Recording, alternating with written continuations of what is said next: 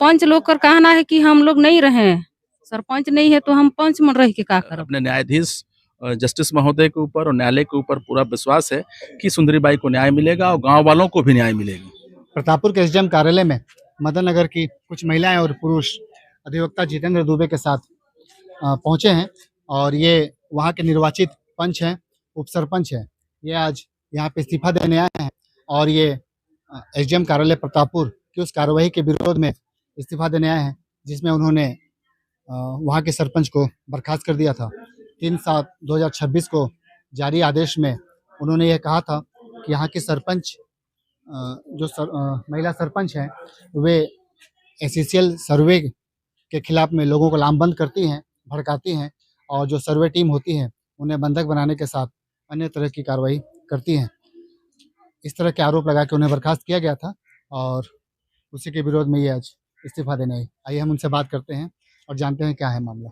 इसमें क्या है सर कि गलत तरीके से, विधि विरुद्ध तरीके से जो सरपंच को बर्खास्त किए हैं, इसमें जो लगाया गया कि पद का दुरुपयोग, तो पद का दुरुपयोग जैसे सरपंच हैं अपने गांव के ग्राम सभा और ग्रामीणों का प्रतिनिधि करते हैं, उनकी आवाज़ को उठाना कोई पद का दुरुपयोग नहीं है।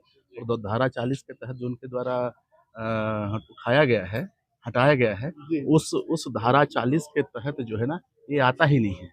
और सबसे महत्वपूर्ण बात है कि जो अपीली अथॉरिटी है, मतलब एसडीएम साहब के आर्डर से हम क्षुब्ध हैं, तो कलेक्टर साहब के यहाँ हम अपील करते, अपीली अथॉरिटी भाई अपनी बात उनको सुनाते, लेकिन कंप्लीट कलेक्टर साहब और एसडीएम साहब दोनों जाके केवीएट दायर कर दिए।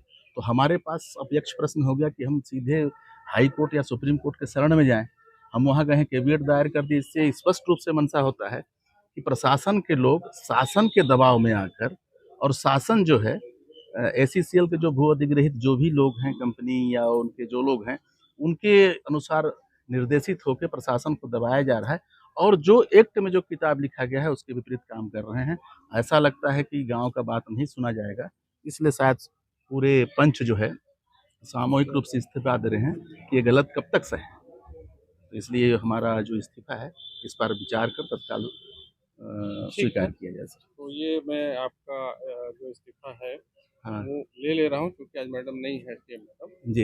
एसडीएम मैडम जब भी आएंगे, क्योंकि ये उन्हीं के न्यायालय का मामला है, हाँ, सारा कार्रवाई विहित प्राधिकारी वही हैं। जी, मैं आपको आपकी करवा के दे दूँ। जी जी सर। पंच लोग का कहना है कि हम लोग नहीं रहे, सरपंच नहीं है तो हम पंच में रह के का करब।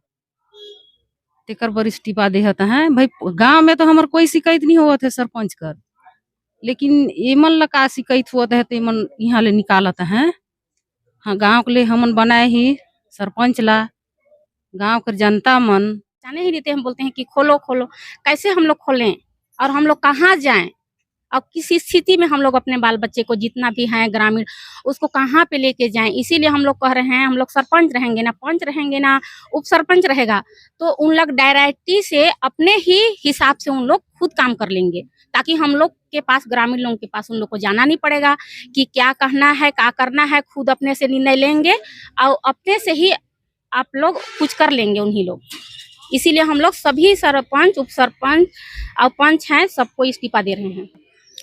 और हम लोग को सरपंच को गलत तरीका से गिरा दिए हैं, बर्खास्त कर दिए हैं ज़मीन बचाने का चक्कर में, और ज़मीन को उन लोग लूटना चाह रहे हैं। तो इसीलिए हम लोग सब पंच मिल के हम लोग दे रहे हैं इस्तीफा तहसीलदार एसडीएम को। तो हम लोग का ज़मीन बचेगा तो हम रहेंगे, नहीं बचेगा तो हम लोग कहाँ पे रहेंगे। कांग्रेस कमेटी के अध्यक्ष और अधिवक्ता जितेंद्र दुबे भी हैं। आइए उनसे बात करते हैं, पूरा मामला क्या है। मामला ये है कि मदन नगर के सरपंच को 100 मोटो में लेकर एसडीएम साहब के द्वारा बर्खास्त कर दिया गया है। सबसे महत्वपूर्ण बात है कि इस मामले में धारा 40 में 100 मोटो में नहीं ले सकते। पंचायत विभाग का मामला था, पंचायत इंस्पेक्टर एसईओ के द्वारा कोई भी आवेदन पत्र एसडीएम साहब के यहाँ नहीं दिया गया। वह स्वतः संज्ञान में लेकर कारण बताओ नोटिस देकर एक पक्षी तरीके से सरपंच को पद का दुरुपयोग का लांछन लगाते हुए हटा दिया गया, जबकि इसके विपरीत ये है कि सरपंच जो है वो ग्राम का और ग्राम सभा का प्रतिनिधित्व करती है, इसलिए ग्राम और ग्राम सभा के बात को उठाना उनका नैतिक कर्तव्य है। कर्तव्य को जो सरपंच कर्तव्य जो पंचायत राज अधिनियम में दिया गया है उसको ये दुरुपयोग के रूप में परिभाषित करते हुए गलत तरीके से हटा दिया गया। विडंबना तब हुआ कि जब एसडीएम साहब के जो ऑर्डर हैं इसको हम चुनौती कलेक्टर साहब के यहाँ देंगे, जो विधि में प्रावधान है, लेकिन कलेक्टर साहब और एसडीएम साहब दोनों उच्च न्यायालय जाकर कैविएट दायर कर दिए हैं। तब हमारे सामने यक्ष प्रश्न है कि अब तो अपीली अधिकारी जो है या शासन प्रशासन दोनों वहां पर जबरन बिना ग्रामवासी को और किसानों के बिना सहमति के बिना जानकारी के वहां जबरन जो है कोयला उत्खनन कराना चाहती है और दबाव बनाकर, और कहीं न कहीं वह कानून को अस्त्र के रूप में उपयोग कर रहे हैं और अपने मन मुताबिक उपयोग कर रहे हैं। अब उच्च न्यायालय में हम लोग का आज रीट पेश प्रस्तुत हुआ है और शायद बुधवार या गुरुवार को इसको सुनवाई होगा।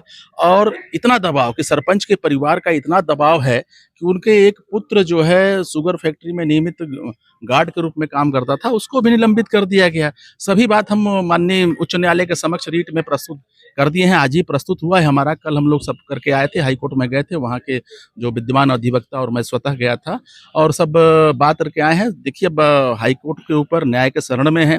निश्चित तौर पर मुझे अपने न्यायाधीश जस्टिस महोदय के ऊपर और न्यायालय के ऊपर पूरा विश्वास है कि सुंदरीबाई को न्याय मिलेगा और गांव वालों को भी न्याय मिलेगा। अधिवक्ता, उप सरपंच और पंचों को सरपंच की बर्खास्तगी और वहाँ पे जो प्रस्तावित कोयला खदान है उसके विरोध में इन्होंने इस्तीफा दिया है पंचों ने, और मामला हाई कोर्ट भी गया हुआ है। अब आगे देखने वाली बात होगी कि इनके पक्ष में फैसला आता है या इनके खिलाफ।